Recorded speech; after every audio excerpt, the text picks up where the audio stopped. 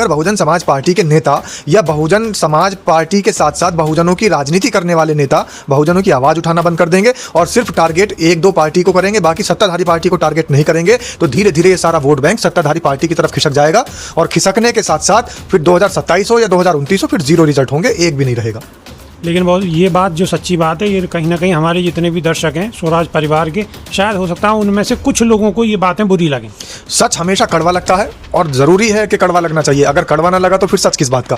सच बहुत कम लोग पचा पाते हैं, लेकिन सच को पचाना जिसको आता है वो सच्चा हितैषी होता है बहुजन समाज का। और अगर आप भी बहुजन समाज के सच्चे हितैषी हैं और आपको भी लग रहा है कि बहुजन समाज का उत्थान ये सत्ताधारी पार्टी नहीं कर पा रही है, तो कमेंट में एक बार बाबा साहब भीमराव अम्बेडकर का जयकारा लिख दीजिएगा, जय भीम लिख दीजिएगा। और हमारा आह्वान है कि हमारे महापुरुष मान्यवर साहब कांशीराम को भारत रत्न मिलना चाहिए और हम लगातार इस कोशिश को में लगे हुए हैं और यही मांग कर रहे हैं कि मान्यवर साहब कांशीराम को भारत रत्न मिलना जरूरी है। तो आई जाएंगे कि जो बहुजन समाज पर उत्पीड़न कर रहे हैं, तो फिर बहुजन का हित कहाँ होगा, फिर सर्वजन का हित कहाँ होगा, सर्वजन को सुख कैसे मिलेगा, फिर ये जो सर्वजन हिताय सर्वजन सुखाय की नीति है ये कैसे आगे बढ़ेगी, ये बड़ा चिंता का विषय है बहुजन समाज पार्टी के तमाम नेताओं को। हालांकि बसपा सुप्रीमो बहन मायावती ने जैसे ही एक मूर्ति खंडित की तो दोबारा उनके एक हुंकार पर मूर्ति लग गई, एकदम से जो है प्रतिमा का वहां पर अनावरण हुआ। लेकिन अगर इसी तरीके से सक्रिय रहे बसपा के और तमाम नेता, जिस तरीके से सक्रिय रहती हैं बसपा सुप्रीमो मायावती। शादाब रिजवी गृह मंत्री ने भी डॉक्टर भीमराव अंबेडकर बाबा साहब के खिलाफ अपशब्द बोले थे, आपको याद होगा, याद है ना।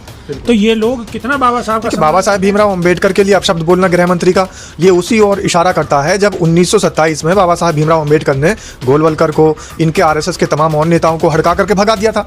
तो ये लोग तो हमेशा से धुर विरोधी रहे हैं बाबा साहब भीमराव अंबेडकर के, उनको गालियां देते आ रहे हैं। क्यों गालियां देते हैं? क्योंकि उन्होंने हमेशा मनुवादियों का, मनुस्मृति का विरोध किया है। उन्होंने इस समाज को समतामूलक शासन देने की बात कही है, उन्होंने गैर बराबरी को खत्म करने की बात कही है। और मनुस्मृति और मनुवादी सोच के लोग गैर बराबरी को बढ़ाना चाहते हैं। गैर बराबरी बढ़ेगी तो इनका वर्चस्व बढ़ेगा, इनका वर्चस्व बढ़ेगा तो ये सत्ता पर काबिज रहेंगे। और ये बात हमारे बहुजन समाज पार्टी के नेताओं को बखूबी समझ लेनी चाहिए कि जितनी दुश्मन कांग्रेस है, जितनी दुश्मन समाजवादी पार्टी है, उतनी ही दुश्मन भाजपा भी है। और अब का जो ये माहौल चल रहा है, अब जो सत्ता में बैठी हुई सत्ताधारी पार्टी भारतीय जनता पार्टी है, उसके समय में बहुजनों का हित हो रहा है, बहुजनों को सुख मिल रहा है या नहीं मिल रहा है, इस पर ज्यादा ध्यान देने की आवश्यकता है।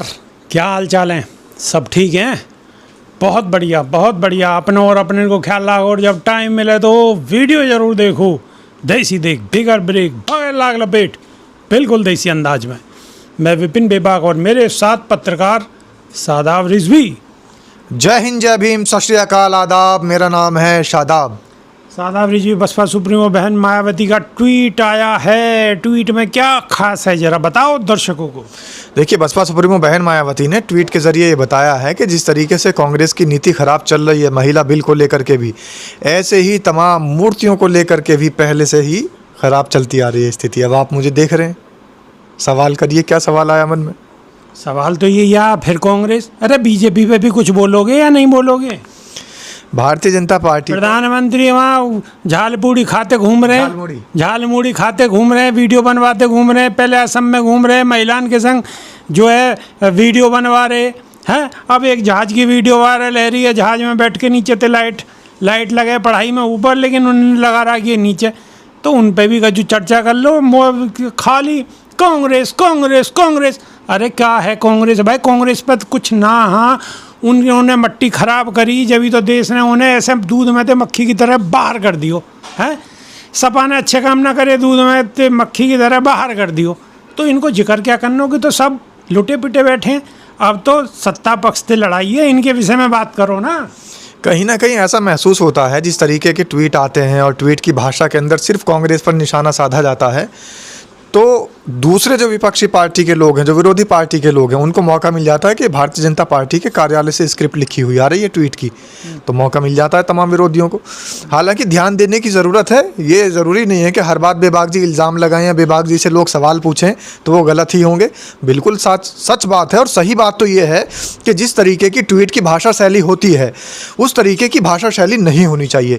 अगर एक तरफ आप विरोधी पार्टियों पर निशाना साध रहे हैं, तो दूसरी तरफ सत्ताधारी पार्टी पर भी आपको उतने ही सक्रिय होकर निशाना साधने की ज़रूरत है, मजबूती के साथ। क्योंकि सत्ता हमें जो लेनी है वो भारतीय जनता पार्टी के हाथों से लेनी है, कांग्रेस से सत्ता नहीं लेनी। लेकिन हाँ, ये बात भी कह सकते हैं कि कांग्रेस ने भी दलितों के साथ, बहुजनों के साथ अच्छा कार्य नहीं किया। और बेबाक जी बता ही रहे हैं कि भाई जब अच्छा कार्य नहीं किया तभी तो उन्हें सत्ता से बेदखल कर दिया गया। सत्ता से बेदखल करने का कारण क्या था? जनता ने उनको नापसंद क्यों किया? जनता ने उनको सत्ता से बाहर क्यों किया?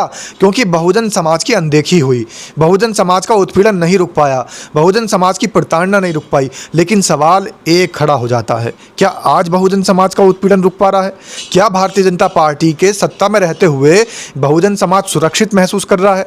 क्या बहुजन समाज के जो बच्चे हैं वो अपने आप को सुरक्षित महसूस कर रहे हैं? क्या उनकी प्रताड़ना बंद हो गई है? क्या बहुजन समाज जब अपनी व्यथा, अपने सारे जो दुविधा लेकर के थानों में जाता है तो क्या उनकी सुनवाई हो जाती है, या उल्टा उनको उठा करके जेल में डाल दिया जाता है? जब बहुजन समाज के लोग आज के समय में अंबेडकर जयंती मनाना चाहते हैं और बाबा साहब भीमराव अंबेडकर की जयंती मनाने के लिए खुशियों का इजहार करना चाहते हैं, क्या आज उनको नहीं रोका जा रहा है? सादा रिजवी 69,000 शिक्षक आंदोलन कर रहे हैं लखनऊ में। भाई साहब, पुलिस ने ऐसी बर्बरता करी है उनके संग, जबरदस्ती मार मार डंडा, ऐसे बगल में डंडा जैसे भैंसा के पैना मारे हैं ना, ऐसे डंडा मार मार के बस में सीधे कर दिए और के लगातार आंदोलन कर रहे हैं। सवाल उठना चाहिए नहीं उठना चाहिए? योगी आदित्यनाथ पे उठना चाहिए नहीं उठना चाहिए? मोदी पे उठना चाहिए नहीं उठना चाहिए? डबल इंजन सरकार पे उठना चाहिए नहीं उठना चाहिए? हालांकि जब ये 69,000 शिक्षकों को जब कहीं से कहीं तक भी इनकी सुनवाई नहीं हुई, जब इनको कहीं से राहत नहीं मिली, तो ये बसपा सुप्रीमो बहन मायावती के यहाँ भी गए। उनके आवास के सामने जाकर के इन्होंने प्रदर्शन करना शुरू किया। एक आस और एक उम्मीद थी कि शायद बसपा सुप्रीमो मायावती इनकी आवाज़ सुन लेंगी।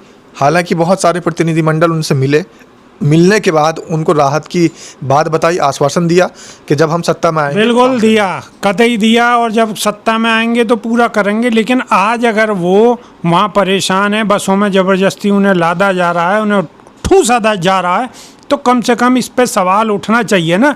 ट्वीट इन पे होना चाहिए, इनके फेवर में ट्वीट होना चाहिए, इन पे सरकार पे सवाल उठने चाहिए मजबूती के साथ में। तो लोगों की भावनाएं यही है कि लोग चाहते हैं कि विरोध मजबूती के साथ हो। बिल्कुल। और ख़ास तौर से मैं तो ये कहना चाहता हूँ कि जो बसपा सुप्रीमो मायावती का जो ट्विटर हैंडल है, जो उसको देख रहे हैं, कम से कम वो ये ज़रूर समझ लें कि जब आप कांग्रेस पर इल्ज़ाम लगा रहे हैं, जब आप कांग्रेस पर निशाना साध रहे हैं, जब आप समाजवादी पर निशाना साध रहे हैं, तो आप भारतीय जनता पार्टी पर भी निशाना साधें। भारतीय जनता पार्टी कोई बसपा की, बहुजन समाज की सगी नहीं है। बहुजन समाज के साथ जितना उत्पीड़न और सरकारों में हुआ है, भारतीय जनता पार्टी में उससे 2 गुना उत्पीड़न हो रहा है। आज समाज कहां पर जा रहा है? आज समाज दर दर की ठोकरें खाने पर मजबूर है। आज समाज के लड़कों को सिर्फ इसलिए उनके हाथ काट दिए जा रहे हैं कि वो बुलेट लेकर के घूम रहा है।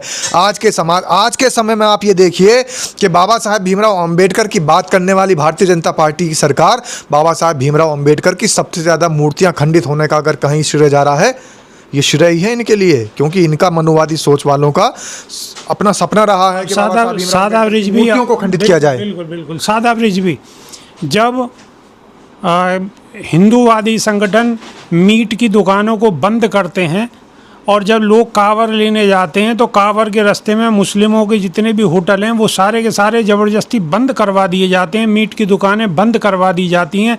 गाय के नाम पर इस देश में क्या क्या हुआ है वो किसी से छुपा नहीं है, सब जग जाहिर है, सब मालूम है। आज पश्चिम बंगाल के अंदर अनुराग ठाकुर दिखाकर वीडियो बनाते हुए मछली खा रहे हैं। हालांकि मछली खाना, कुत्ता बिल्ली खाना सबकी अपनी स्वेच्छा, कोई कुछ भी खाओ, लेकिन इस पर राजनीति नहीं होनी चाहिए। जब ये करें तो रामलीला और कोई करे तो दंगल, ये क्या है? तो इन पर सवाल उठना चाहिए या नहीं उठना चाहिए? ऐसी चीज़ों पे ट्वीट आना चाहिए या नहीं आना चाहिए? बहन जी का ना है, कोई बात नहीं, वो बड़ी नेता हैं, लेकिन किसी और छोटे नेता का तो आ ही सकता है, वो सवाल उठा ही सकते हैं।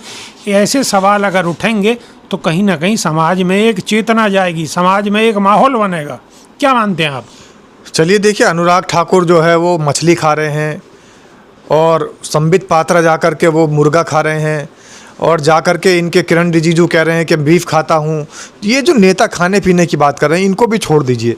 मैं तो ये कहता हूँ कि राजनीतिक इतिहास में अगर कहीं से कहीं तक इन लोगों पर सवाल नहीं उठाए जाएंगे कि जो बहुजन समाज पर उत्पीड़न कर रहे हैं, तो फिर बहुजन का हित कहाँ होगा? फिर सर्वजन का हित कहाँ होगा? सर्वजन को सुख कैसे मिलेगा? फिर ये जो सर्वजन हिताय सर्वजन सुखाय की नीति है, ये कैसे आगे बढ़ेगी? ये बड़ा चिंता का विषय है बहुजन समाज पार्टी के तमाम नेताओं को। हालांकि बसपा सुप्रीमो सुप्रीमो बहन मायावती ने जैसे ही एक मूर्ति खंडित की तो दोबारा उनके एक हुंकार पर मूर्ति लग गई, एकदम से जो है प्रतिमा का वहाँ पर अनावरण हुआ। लेकिन अगर इसी तरीके से सक्रिय रहें बसपा के और तमाम नेता, जिस तरीके से सक्रिय रहती हैं बसपा सुप्रीमो मायावती। सादा रिजवी गृह मंत्री ने भी डॉक्टर भीमराव अंबेडकर बाबा साहब के खिलाफ अपशब्द बोले थे, आपको याद होगा, याद है ना। तो ये लोग कितना बाबा साहब का बाबा साहेब भीमराव अंबेडकर के लिए अपशब्द बोलना गृह मंत्री का, ये उसी ओर इशारा करता है जब 1927 में बाबा साहेब भीमराव अंबेडकर ने गोलवलकर को, इनके आरएसएस के तमाम और नेताओं को हड़का करके भगा दिया था। तो ये लोग तो हमेशा से धुर विरोधी रहे हैं बाबा साहेब भीमराव अंबेडकर के, उनको गालियाँ देते आ रहे हैं। क्यों गालियाँ देते हैं? क्योंकि उन्होंने हमेशा मनुवादियों का, मनुस्मृति का विरोध किया है। उन्होंने इस समाज को समतामूलक शासन देने की बात कही है, उन्होंने गैर बराबरी को खत्म करने की बात कही है। और मनुस्मृति और मनुवादी सोच के लोग गैर बराबरी को बढ़ाना चाहते हैं। गैर बराबरी बढ़ेगी तो इनका वर्चस्व बढ़ेगा, इनका वर्चस्व बढ़ेगा तो ये सत्ता पर काबिज रहेंगे। और ये बात हमारे बहुजन समाज पार्टी के नेताओं को बखूबी समझ लेनी चाहिए कि जितनी दुश्मन कांग्रेस है, जितनी दुश्मन समाजवादी पार्टी है, उतनी ही दुश्मन भाजपा भी है। और अब का जो ये माहौल चल रहा है, अब जो सत्ता में बैठी हुई सत्ताधारी पार्टी भारतीय जनता पार्टी है, उसके समय में बहुजनों का हित हो रहा है, बहुजनों को सुख मिल रहा है या नहीं मिल रहा है, इस पर ज़्यादा ध्यान देने की आवश्यकता है। तो सादाब रिजवी, अगर हम ऐसी छोटी छोटी चीज़ों पे चर्चा नहीं करेंगे, इन चीज़ों को नहीं जानेंगे, ऐसी चीज़ों पे बात नहीं करेंगे, तो आने वाले 27 में कहीं ना कहीं रिजल्ट प्रभावित होगा। मानते हैं आप? देखिए, प्रभावित होना लाजमी है और ज़रूरी है। ये जो बहुजन समाज पार्टी है, मान्यवर साहब कांशीराम का मिशन है, बाबा साहेब भीमराव अंबेडकर का आंदोलन है, उनकी विचारधारा है, सब कोई महात्मा ज्योतिबा फुले की विचारधारा है, सब कोई विचारधारा सारे महापुरुषों की एक ही हमेशा सोच रही है कि बहुजनों का उत्थान होना चाहिए, बहुजन समाज का उत्थान होना चाहिए, बहुजनों का हित होना चाहिए, बहुजनों को सुख मिलना चाहिए, गैर बराबरी खत्म होनी चाहिए, सबको शिक्षा मिलनी चाहिए, मूलभूत सुविधाओं से किसी को वंचित न रखा जाए, यही सबकी विचारधारा थी।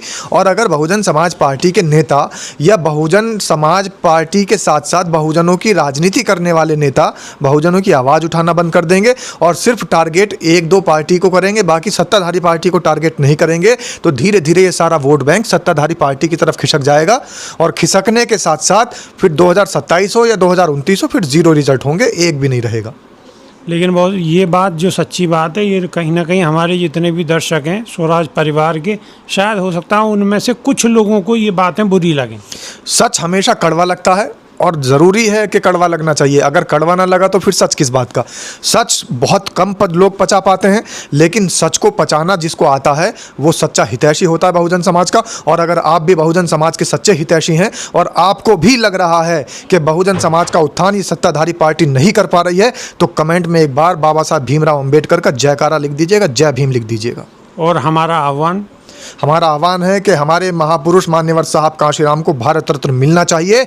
और हम लगातार इस कोशिश को में लगे हुए हैं और यही मांग कर रहे हैं कि मान्यवर साहब कांशीराम को भारत रत्न मिलना ज़रूरी है। तो आप भी इस मुहिम का हिस्सा बन सकते हैं और जल्दी से जल्दी मान्यवर साहब कांशीराम को भारत रत्न दिलाया जाना चाहिए। इस मांग के लिए कमेंट में मान्यवर साहब कांशीराम को अमर रहे करके लिख सकते हैं।